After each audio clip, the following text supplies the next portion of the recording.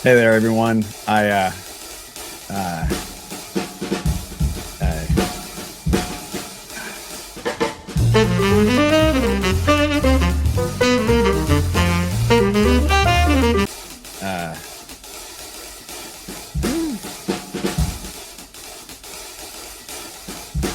come on, America. What the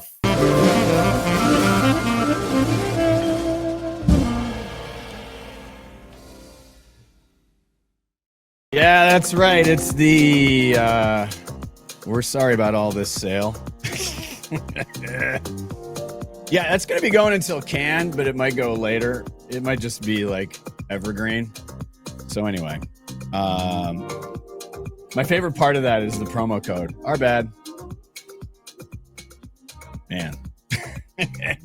But here's what I'm going to say is good. That's what we call a professional broadcast segue into what we got cooking. All right, so a few things.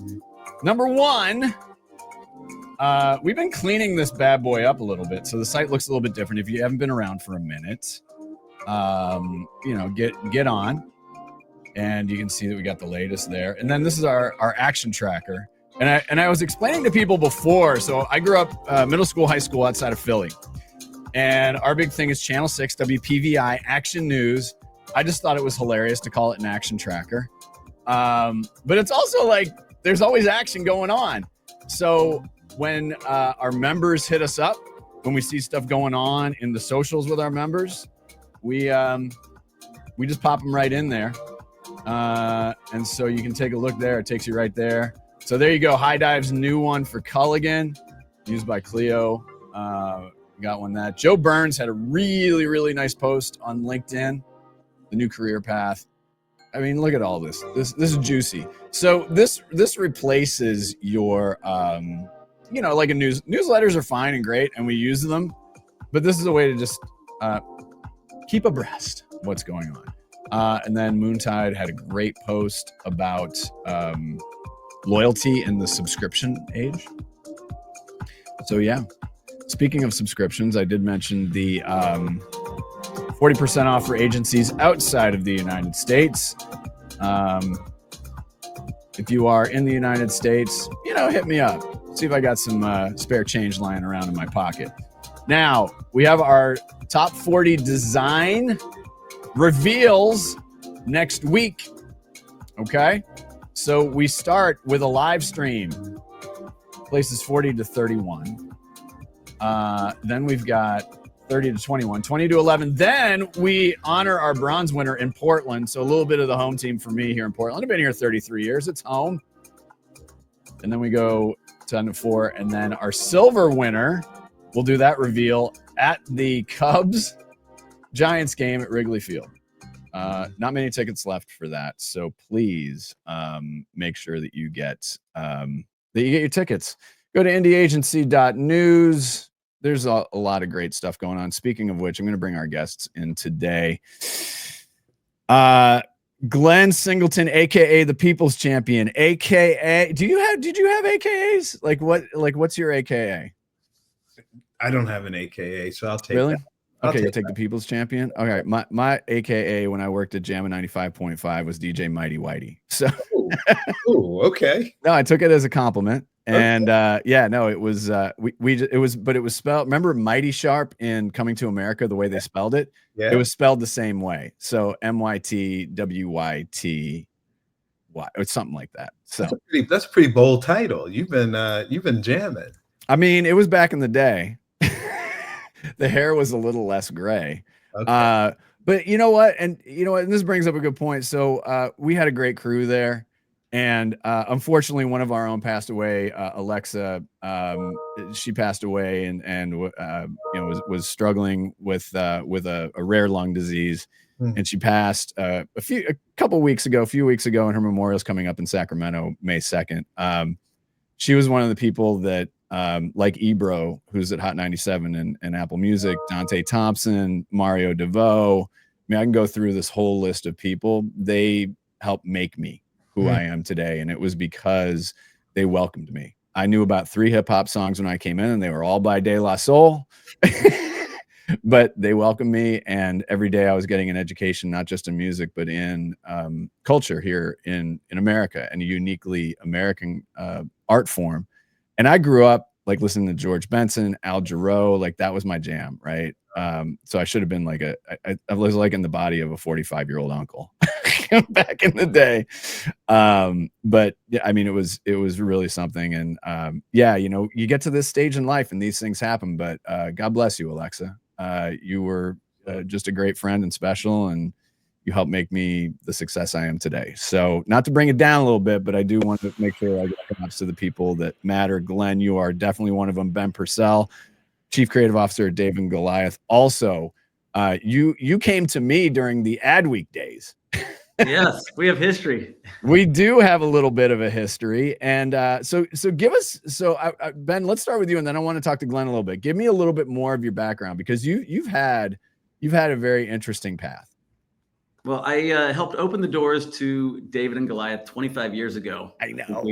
David Angelo, the creative chairman and founder, opened the doors, and I was the first employee. And starting with 5 people, and we built it up to what it is today, and continue to grow. I think a lot of people know us for the growth that we've done for Kia Motors and California Lottery. But social impact has been a big part of where we've taken it as well. How can we continue to use our creativity to do some good in the world? You know, establishing a brave culture, and then inside out. So we start here, and then how did that live out in the world? And how do we work with brands and partners to help them take down their Goliaths? Yeah, and I remember. So actually, this goes back to the drum. Actually, so we met, and this was when Blake Griffin was doing a lot of stuff for Kia, and it was after he jumped over the Kia in the slam dunk contest. Mm-hmm. And we did a deep dive into Kia. For the record, Blake Griffin is one of the funniest people, not just in sports, but period. He absolutely is. He is so funny.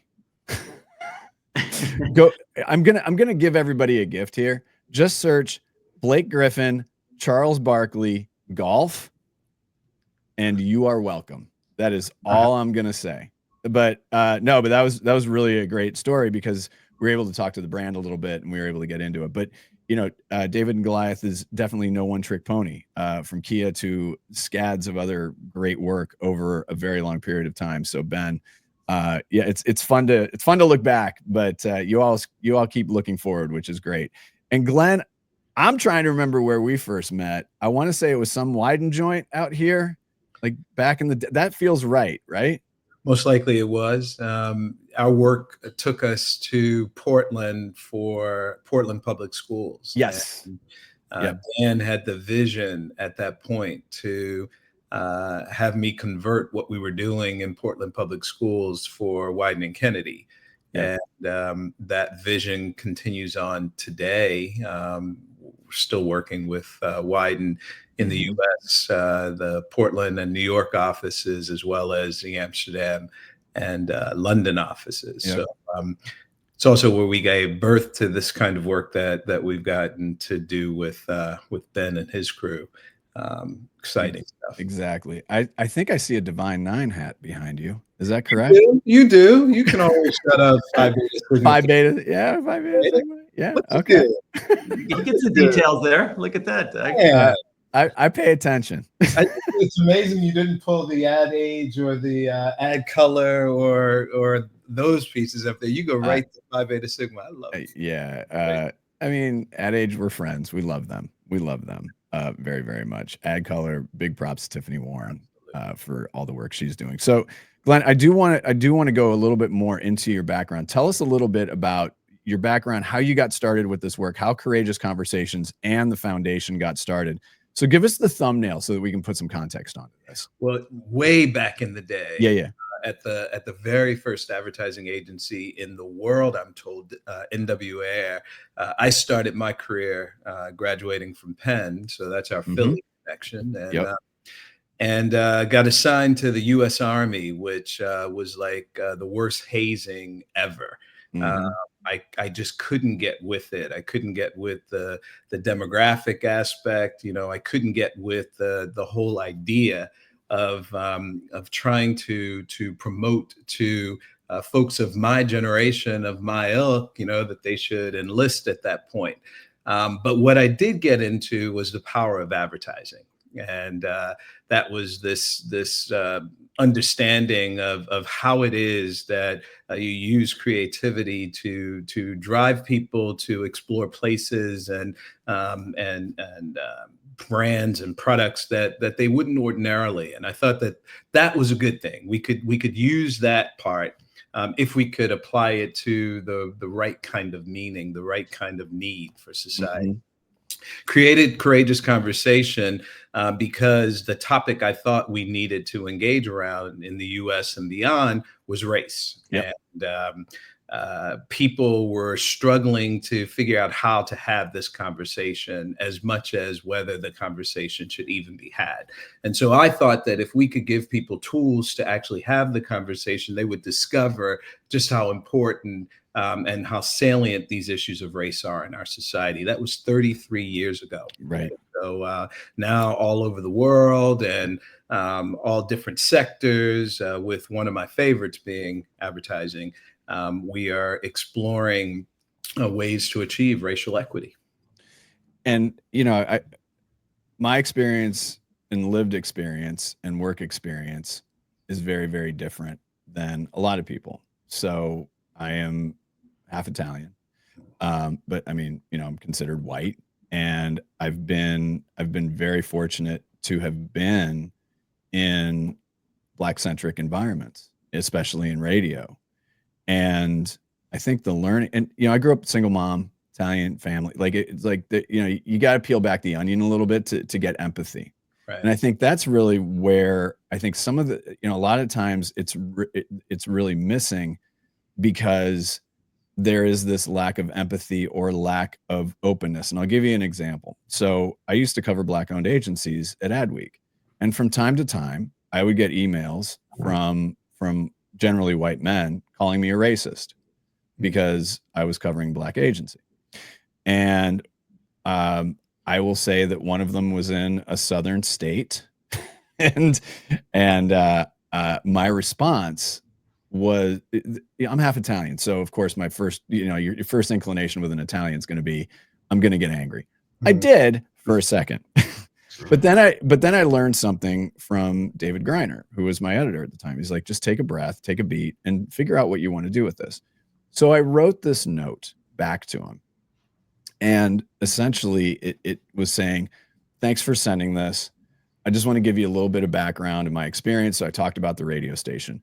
I talked about on the business side of it. We were #1 in ratings. We were #1 in revenue. And it was because everybody brought their thing. Everybody brought their diverse thinkings, their diverse backgrounds, their ethnic backgrounds to the table. We all knew what our roles were, and it was magical. And so I explained all of this. I explained the Martin Agency, how I had gotten to know, several people. This is before I went to the Martin Agency, but I was putting some context into this and also weaving in the business side of it.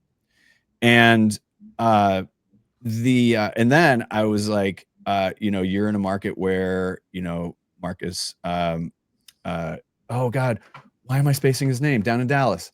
Oh God, the organization in Dallas. Why am I spacing his name? Oh my God. But I was basically saying, I have resources for you if you want to explore this.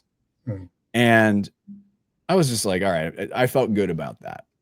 And then he wrote back and said, I don't agree with a lot of what you said, but I respect the fact that you took the time to explain it to me and to send this.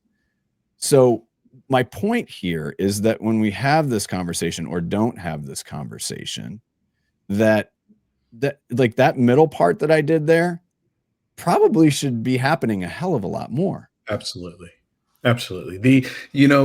Someone said fictitiously and falsely that a conversation needs to end in agreement. And that's not the point of the conversation. The conversation must end in understanding. And understanding comes by me listening to you have a dilemma, essentially, of where does ethnicity and race intersect?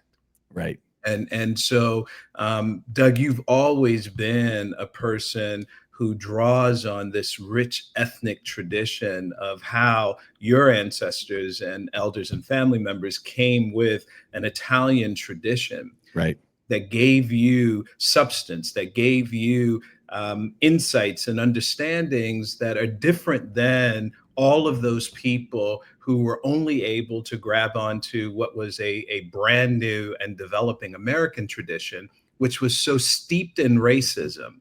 Right. That they could not really fall to those ethnic traditions that your family offered to you growing up. And so each time when you are completely racialized, that strikes a chord with you. Right. Because you are so much comprised of your ethnic tradition. And I believe that this is a real challenge, particularly for people of color in the United States, because our ethnic tradition is so strong. African American has so much to it. That to be boiled down to Black is sometimes such a struggle, right? And then you go Caribbean American, and then you go right. And then those add in the sort of what we think of as nationality, but it's a location, right? So this differentiation between race, ethnicity, and nationality is so critical, and it can only happen in conversation. Right. So when we have that conversation, we will arrive at just what you two arrived at in that old engagement, which was, we got to understand each other better. We got to listen to each other. Only then can we get to beginning to honor our humanity. And it's Marcus Graham Project. I mean, it's like, and Lincoln Stevens. That's my boy, Lincoln. Lincoln's the man. Yeah. No, it's like I clearly have not had enough coffee. So, so Ben, you're in Los Angeles, and so rich. I mean, what a rich, dynamic place.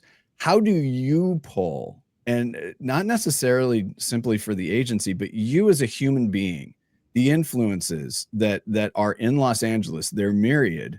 How does that impact you and the way that, not necessarily that you work, but the way that you think? I think it's in addition to Los Angeles, we also have David and Goliath, New York, our social impact. So I think we're constantly being aware of what's going on in the world. We even have brave storming sessions to kind of think of, to kind of have conversations about what's going on out in the world and how we can play a part in solving some of the problems out there. That's one of the reasons we were so intrigued by Courageous Conversations. And by the way, Glenn, I think it's such the perfect name for your company because it's everything that you guys stand for, So just glad to be part of the conversation. Yeah. Yep. All right. So here's what I'm going to do. I'm going to show this first, and then we're going to have, it will be a courageous conversation. Let's take a look at this.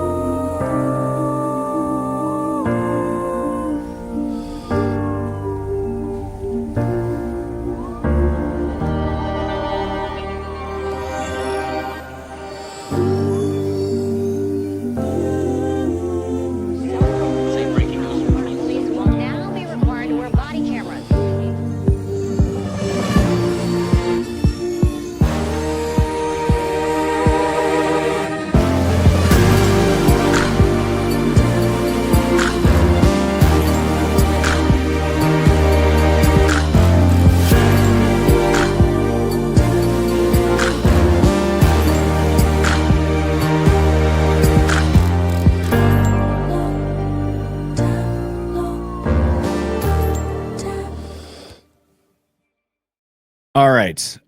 So what I'd like you, I won't do it justice. I want the both of you to explain what we just saw and why we saw it. Ben, I'm gonna start with you. Okay. Yeah. I'll kind of. It's kind of interesting the way this sort of happened, and how Glenn's involvement on this really took it to another level and helped us change our perspective. Because what started with is we were aware of the problem in the world. One of the problems in the world is that Black people are killed by police at an alarming rate, and it continues to climb. And even though body cameras seem like they would be a solution, only 20% of the time that actually works, or it's actually used, and it's often used to prosecute the civilians. So with that in mind, we thought, what if we created a product that could solve this? But as we started to kind of ideate on it and try to make this happen, one of the things we thought is, how much would this cost, and would this actually end up in the right hands of the people to really make a difference?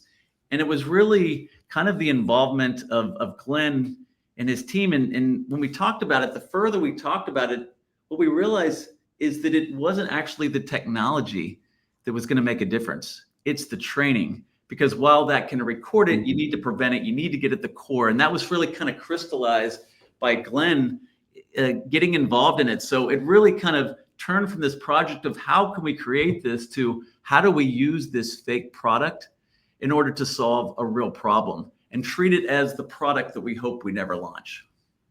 And to be clear, yeah, this is a prototype. This is an idea. This is not a real product. And again, the hope is that it never has to be launched.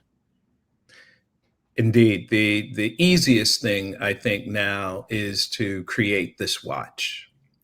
And when I say that's the easiest thing, I think that the road that society too often takes is to not get at the core of what's going on here. And HndsUp follows this amazing tradition that was launched by Ronnie Castor and Tony O'Neill with our Not a Gun and with our While Black, and these are riveting pieces. And so we take it to the next level here, and we're really calling out for what has been one of the highest kinds of resistance, I think, in our society, which is to train law enforcement, train them in ways that get at their unconscious bias that leads to data points that are irrefutable of disproportionality of Black people and other people of color meeting their death instead of meeting service that protects them, and so this piece is the most creative piece. You can't help but see the beauty of the piece, to see the genius of the piece. And you also should know that there are all of these high-tech spaces now that would be eager to create that, and it would just hide the problem again, right? Because this is still a person who has been potentially shot, wounded, or killed, even though they have this high-tech device on their wrist. The data, obviously, and we've covered this a little bit, and and I don't want to say ad nauseum, but it just gets to a point where I guess the best way to put this is, how do we get back to a point where this should be shocking? Like, just any sort of police violence in general, but especially around Black and brown people. What do we have to do to get back to a point where it's like, I can't believe this happened? You mean like just in society in general? But what point are we talking? Are we talking like George Floyd moment? Maybe even before that. I mean, Michael Brown. I mean, even farther back. I mean, I guess it's like this is the evil genie that we all want to put back in the bottle. I don't know, Doug, if I want to pause at that point, because and that's fair. where we are now, post George Floyd, as an example, which is a real memory, right? And it drove so many into some form of response, and some of that response was legitimate and has led to deepening work like at David and Goliath, right? Where we get to this point. So I'm honored and happy about that.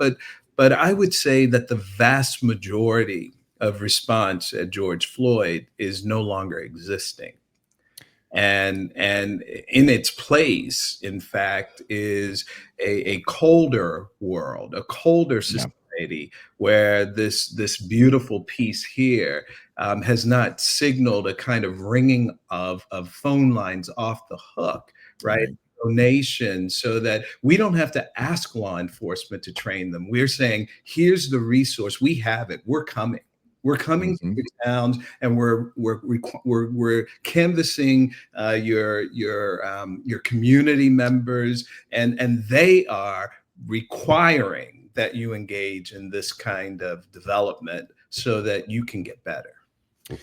And that's fair. And so I think the way I framed that was not accurate or helpful, but no, thank you for clarifying that, because I think I was just trying to go, and maybe I was looking at this from a more emotional as opposed to substantive and practical. So there's the Italian side again. And the emotion is what drives us, truly. Right. And so what we all learn in advertising is that you want to hit the heart. You really want to pull that heartstring. And boy, does this work do that. Right. And at the same time, pulling the heartstring is not enough. Right. It's not enough, because as you're suggesting, we are now in a world where I don't know how many people believe it's possible to eradicate this issue. Right.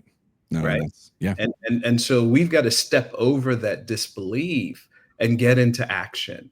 And what the campaign is saying is, here's the data point, and here's a solution that we don't want, right? We want the solution where we actually get better, not technology get better, but we as society, we as human beings get better.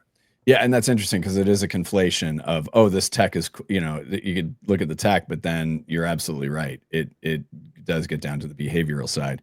Ben, from your side, and from the David and Goliath side, obviously gotten to this point, what is next? How does this manifest out in the world? I think for us, what we'd love to do is amplify it even more. How else do we get this out here? How do we create more conversations? One of the things was, it was important to create this content with Glenn and his team. But how else do we share it? And how else do we put media behind it? If there's one of the things that I think I've learned from this process is that we have a lot of creative partners that help pull this thing off. We work with the House Music Company and Jam Visual Effects. But I think one of the things would be great is to also work with a media company that can continue to get this out here, that are continuing to lend their services to it, so that more and more people can see this, and we can continue to create those conversations. One of the things we know from the data is this is, I think someone showed me 410 million media impressions on this, which is impressive. It gets a lot of work, but it's not enough. How can we continue to create those conversations and get in more circles and reach a tipping point where it continues to actually lead to more behavior, more donations, really all of that? Yeah. So who dream big? Who would be the best? Who would be an ideal media partner for you on this? Because I'm a loudmouth. I'll say it. I think getting like the canvases of the world, just other media companies out there that can kind of really see what we're doing and amplify it a little bit. Is there a media brand is it a network? Is it? I mean, we want everybody and anybody, but it's also important to be strategic about this too. Yeah, and we have strategic folks here at the agency that are helping to sort of finalize which one those are. But I think right now it is a little bit everyone and anyone. But I think what was kind of interesting about this is we were initially even going after tech companies. One of the things, what I could say is I would love if Marcus Brownlee would introduce this product that never gets launched. That's interesting. If that's something, Marcus, personally, Doug, that would be great if we could have him do an I'm a loud unboxing of this product that never happened. Yeah. Yep. No, I listen, the Italians, I know a guy. All right. Anything else from either of you that you'd like to discuss about this project? Glenn, obviously, would love for you to talk a little bit more about what you have going on with Courageous Conversations and with the foundation as well. But anything else that people should understand or know that we didn't cover thus far? One of the things I just want to say thank you, Doug, for having us on here, because I think the more people that are talking about this, the more it gets spread and the more courageous conversations that we can have. So appreciate the opportunity on this. Always I echo that, Doug, and I'm sitting with this next step because we have been to this point before. And you know what I can say honestly is that the creative expression just gets better and better. So, you know, the shelves aren't big enough for trophies for driving while black. And this is what I said, you know, to our partners at David and Goliath. This is award-winning advertising. Sure. Okay? This is it's going to blow folks away. It's beautiful. It's right. All of that. And at the same time, if it were, you know, one of the products that we know that has, you know, really benefited from this field, like a Nike or whatever the case may be, people are not buying sneakers yet. Right. And so for this, okay, the call to action is quite simple. Right. We're in a time right now where people of color are suffering an existential threat in this country. Right. There's clearly a government force that is not about diversity, not about equity, not about inclusion. And so deepen this message is all of that. Right. But a very specific design that gets right at it. I think teachers are also killing a population, but it's slower. Right. Doing that teacher development process and educators have been the most receptive. On the other end of the spectrum, somewhere as you navigate through corporate and you navigate through the other sectors, you get to law enforcement.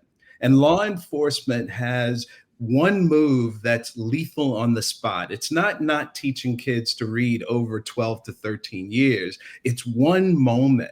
And we've got to stop that. And the way we stop it is that we bring our law enforcement people into a compassionate kind of training and development so that they don't do the things that they're doing that's detrimental to our lives. Exactly. No, I got you. Amen. I want to put this up here. There we go. All right. We're going to put a link in the, we're going to put everything in the recap on this, but also make sure that we do get the, to the donate page for, the foundation. And gentlemen, I really appreciate it. I mean, I think that, clearly we've got a long way to go, but I also know that we got the right people in the right state of mind to move us forward. And as always, Glenn, you're at the vanguard of that. And I mean, Ben, I'm just going to say it on behalf of us, you know, thank you for being not just a great client, a great partner in a lot of things, but thank you for being a great human being as well, because absolutely. You too. We need 1 million more of you. We need billions more of you, Glenn. And Ben's. We need billions. Yeah, wait, you went to Penn, so they're smart. They can do that cloning shit. Come on. Remember that university is under attack right now. We got. No, I know. Private side. No. I got you. We'll go over to Europe. Yeah, they got some things right over there. They're not perfect either, but yeah, you know what I'm saying. All right, I want to end on a really, really positive note. What is one thing, let's start with you, Ben. What's one thing that has given you joy, either personally or professionally recently? I have a daughter that's getting married. Oh, you're not old Yes. enough to have a daughter that's getting married. You know what? No, it's happening in a month, so I'm excited. Is it a destination wedding? No, it's going to be here good. in Los Angeles. So Okay, Glenn, that's what your bringing me joy. okay, Glenn, your thoughts on destination weddings? My thoughts on destination, period. Do it. Do it. I love it. I love it. Glenn, what's been giving you joy? I don't, this is an easy question. I naturalized to Ghana in 2022. And we launched an extraordinary organization called Door of Return, which is helping folks to find that ethnicity piece that you're talking about, find that home and so forth. But we're about to have a major concert and music festival that Door of Return will be sponsoring. In Ghana? Oh, yes, with the Courageous Conversation Global Foundation. When's that? Are we getting Where's my passport? Where's Kofi from DoorDash? All I can tell you, because the press release hasn't gone, but you're getting the leak right here, Doug, because you've always been special. This is called Fresh Fest, and it's Dougie Fresh's first. Yes, indeed. That was one of my nicknames too. Was it? Of course it was. Okay. Yeah. Well, you're going to get me back when all the information's out, but it's the first week of December in Ghana, in Accra. And we're building the headlines right now. We're working with Amusement Park Entertainment and Jimmy Smith, who is, really, really close friends with Ben's people. Jimmy. Yeah, down there, and we're looking for who's going to be our headline sponsors coming from this side. We've got some ideas. Kia wouldn't be a bad idea, Ben. And this is just going to be one of the most incredible experiences. That's so cool. That is exciting. So, have you talked to Kofi from DoorDash about this? Because he's from Ghana. And by the way, there is a Ghanaian marketing crew. That's a very good idea. There is a Ghanaian marketing crew in Western Africa in general that's super interesting.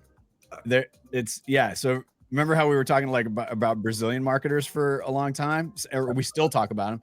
There is this Western African crew of marketers. It's awesome. And Kofi and I talk about soccer and stuff like that. So I give him shit because for whatever reason the US can beat Ghana in soccer. Can't beat Panama, but yeah. Well, so y'all have heard it first, and I'm going to reach out to Kofi. That's a great idea. All right. Listen, gentlemen, I'm going to put you backstage for a second. It's not a Zoom call, so don't bail. But I want to thank you both very much, and blessings to both of you. Talk to you. All right. Oh God, Ben, I cut you off. Yeah, Sorry. what was that? Come on. You just put Uniqlo. I'm going to. What? Did I do that wrong? Ben, anything to add? No. Okay. All right. There we go. Now I'm just messing with him. All right, ladies and gentlemen, thank you so much for joining us. As always, we are here to build a global home for independent agencies. Our mission is to serve independent agencies and the brilliant people behind them. Our goal is more visibility for indies and more choice for marketers. On behalf of all of us at Indie Agency News, including Kyle and Jess, I'm Doug Zanger. We'll see you next time.